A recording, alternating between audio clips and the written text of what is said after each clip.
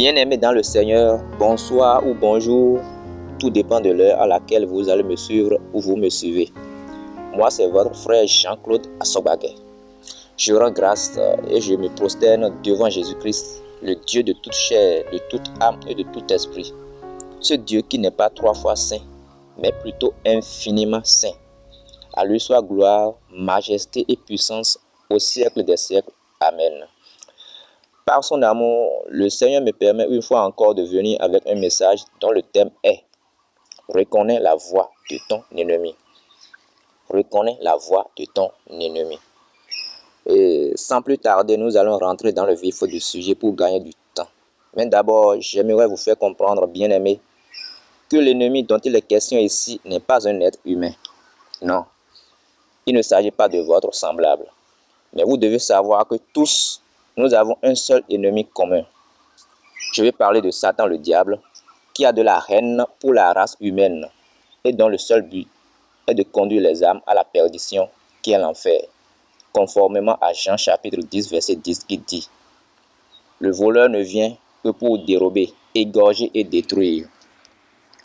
Un des moyens qu'il utilise est le mensonge, la tromperie.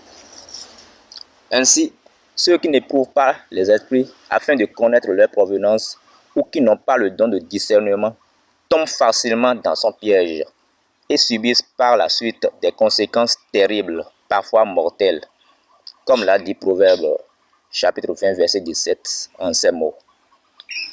Le pain du mensonge est doux à l'homme, et plus tard, sa bouche est remplie de gravier. Fin de lecture. Voici quelques exemples énumérés. 1. Désobéir à Dieu faute de n'avoir pas reconnu la voix de l'ennemi. Adam et Ève ont perdu des relations étroites avec leur Créateur et furent chassés du jardin d'Éden. Lis Genèse chapitre 3 verset 22 à 24.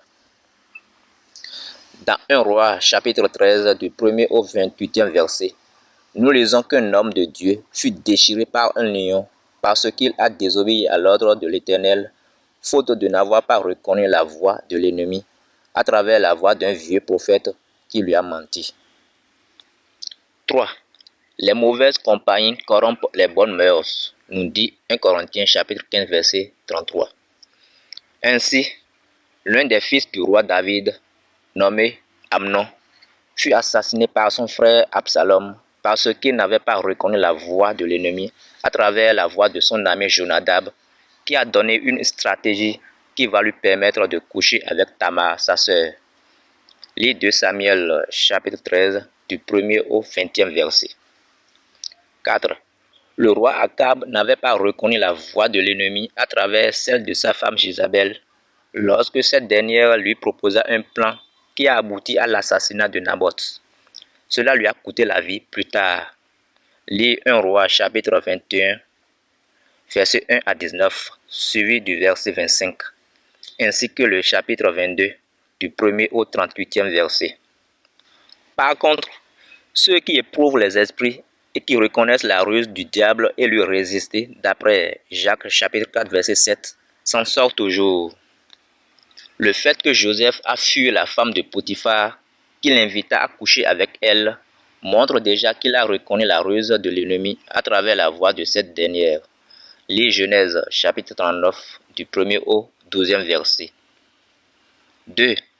Jésus-Christ lui-même a reconnu la voix de Satan qui voulait détruire le plan de Dieu à travers la voix de son disciple Pierre. Lis Matthieu chapitre 16 verset 21 à 23. Ailleurs, il a même fui les gens qui voulaient l'enlever pour le faire roi lorsqu'il a lu cette manœuvre de l'ennemi dans leurs pensées. Lis Jean chapitre 6 du 1er au 15e verset. Que ton argent périsse avec toi. Un propos de l'apôtre Pierre qui a reconnu lui aussi plus tard la voix de l'ennemi à travers la voix d'un certain magicien nommé Simon qui voulait le corrompre, croyant que le don de Dieu s'acquérait à prix d'argent. Les Actes des Apôtres chapitre 8, versets 18 à 20. Voilà, bien-aimés, c'est pour vous aider à bien saisir le message que le Seigneur me charge de vous transmettre que j'ai fouillé dans le passé et choisi ces quelques récits bibliques que je viens de vous présenter à l'instant même comme avant-goût. Au fait, nous avons constaté qu'il y a aujourd'hui une mésentente au sein du corps du Christ au sujet du salut. La famille chrétienne est en quelque sorte divisée en deux groupes, en deux parties si vous le voulez. Comme le prophète Daniel, le salut se retrouve comme ça dans la fosse aux critiques, pour ainsi dire. Pour les uns du moins, on ne peut pas perdre le salut parce que nous sommes sauvés par la grâce. Pour les autres, on peut bel et bien le perdre malgré la grâce. Il y a donc un dissentiment sur ce sujet. Un désaccord qui a suscité cette question qui est la suivante. Le salut peut-il être perdu? Ou le chrétien peut-il perdre son salut? Alors nous allons nous baser sur les Saintes Écritures pour donner la réponse à cette question. Mais d'abord, écoutez ce que la parole de Dieu nous dit dans l'Évangile selon Jean, le chapitre 8, verset 32. Jean chapitre 8, verset 32, qui dit ceci. Vous connaîtrez la vérité, et la vérité vous affranchira. Fin de lecture. Ainsi, pour vous conduire à la vérité qui va certainement vous libérer, nous avons procédé à l'explication approfondie et détaillée de quelques passages bibliques que voici. Commençons d'abord par Éphésiens, le chapitre 2, les versets 8 et 9. Éphésiens, chapitre 2, versets 8 à 9. Je lis. Car c'est par la grâce que vous êtes sauvés, par le moyen de la foi, et cela ne vient pas de vous, c'est le don de Dieu. Ce n'est point par les œuvres, afin que personne ne se glorifie. Fin de lecture. Bien-aimés, c'est par la grâce que nous sommes sauvés, bien sûr, et le salut en Jésus-Christ est tout à fait gratuit.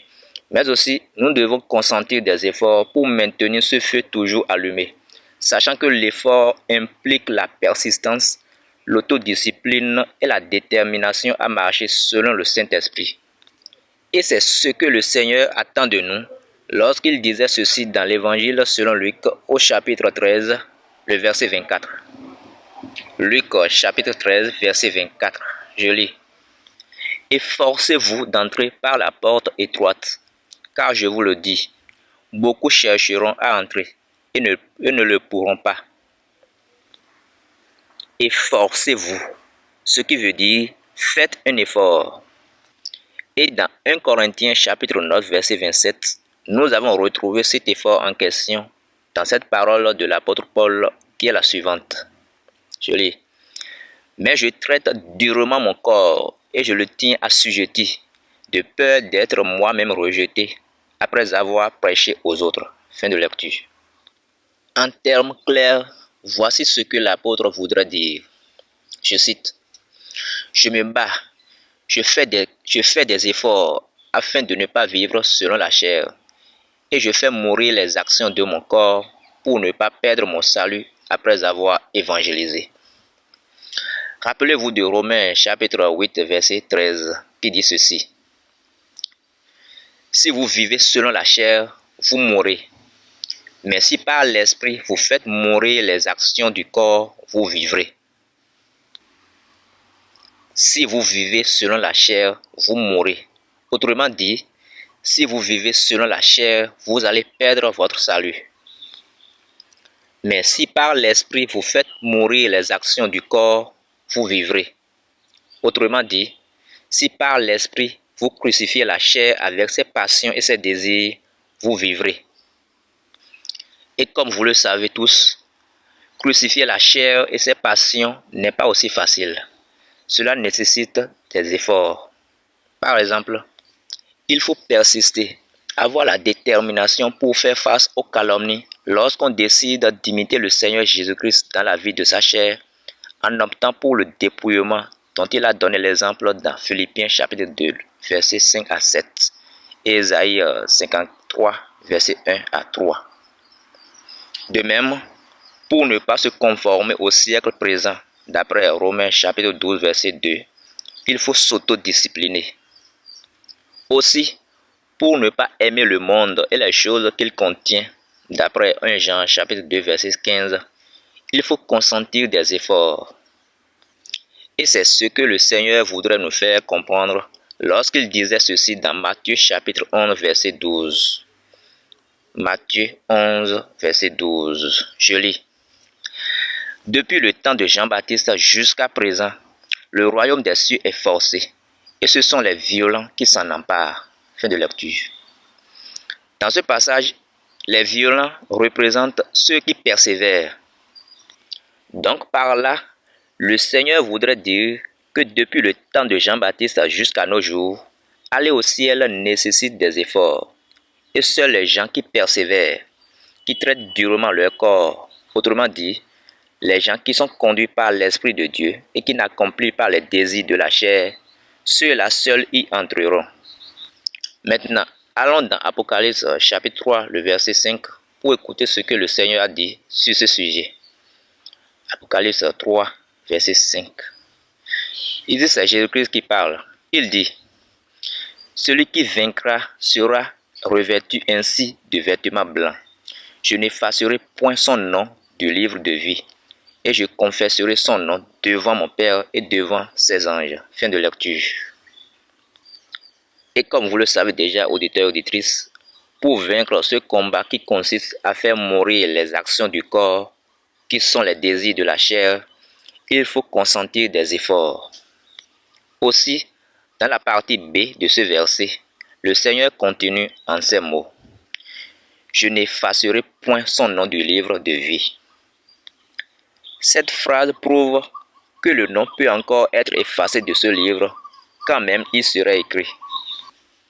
Et déjà, Dieu n'avait pas caché cette vérité à son fidèle serviteur Moïse. Lisons Exode chapitre 32, versets 31 à 33. Exode 32, versets 31 à 33. Je lis. Moïse retourna vers l'Éternel et dit, « Ah, ce peuple a commis un grand péché. Ils se sont fait un dieu d'or. Pardonne maintenant leur péché, sinon efface-moi de ton livre que tu as écrit. » Verset 33. L'Éternel dit à Moïse, « C'est celui qui a péché contre moi que j'effacerai de mon livre. » Fin de lecture. Or, celui ou celle dont le nom est effacé du livre de vie a perdu comme ça son salut. Retournons dans Apocalypse, mais cette fois-ci au chapitre 22, le verset 15, où le Seigneur dit, je lis, « Dehors les chiens, les enchanteurs, les impudiques, les meurtriers, les idolâtres, et quiconque aime et pratique le mensonge. » Fin de lecture. Dans ce verset, nous voyons le Seigneur en action, jetant dehors tous ceux qui vivent selon la chair, conformément à l'avertissement qu'il a donné dans l'évangile selon Jean au chapitre 15, le verset 6, en ces mots. Jean 15, verset 6, qui dit, « Si quelqu'un ne demeure pas en moi, il est jeté dehors, comme le sarment, et il sèche, puis on ramasse les sarments, on les jette au feu, et ils brûlent. » Fin de lecture. Demeurer en Jésus-Christ, c'est faire la volonté de Dieu, d'après Matthieu chapitre 7, verset 21. C'est-à-dire se laisser conduire par le Saint-Esprit. En résumé, retenez que le chrétien peut bel et bien perdre son salut si, après s'être retiré des souillures du monde par la connaissance du Seigneur et Sauveur Jésus-Christ, il s'y engage de nouveau et est vaincu. S'il se détournait du chemin resserré et s'engage sur le chemin spacieux, conformément à 2 Pierre chapitre 2 verset 20 à 22 et Matthieu 7 verset 13 à 14. Sachant que celui qui a perdu son salut et dont le nom est effacé du livre de vie est jeté dehors, comme disent les Écritures, à moins que ce dernier ne se repente le plus tôt possible et revenir de tout son cœur à Jésus-Christ, ce Seigneur qui ne met pas dehors celui qui vient à lui. D'après Jean chapitre 6 verset 20, verset 37. Donc toi qui m'écoutes, tu dois pouvoir reconnaître la voix de l'ennemi à travers cette parole qui est le fait que le salut ne peut être perdu. Je dis cela afin que personne ne vous trompe par des discours séduisants. Colossiens chapitre 2 verset 4. C'était votre bien-aimé frère Jean-Claude Assobagué, sentinelle établi par Dieu pour alerter le corps du Christ. Merci pour votre aimable attention. Si vous aimez cet enseignement, partagez-le autour de vous comme un gâteau. Pour vos critiques et suggestions, appel 00229 94 55 36 04.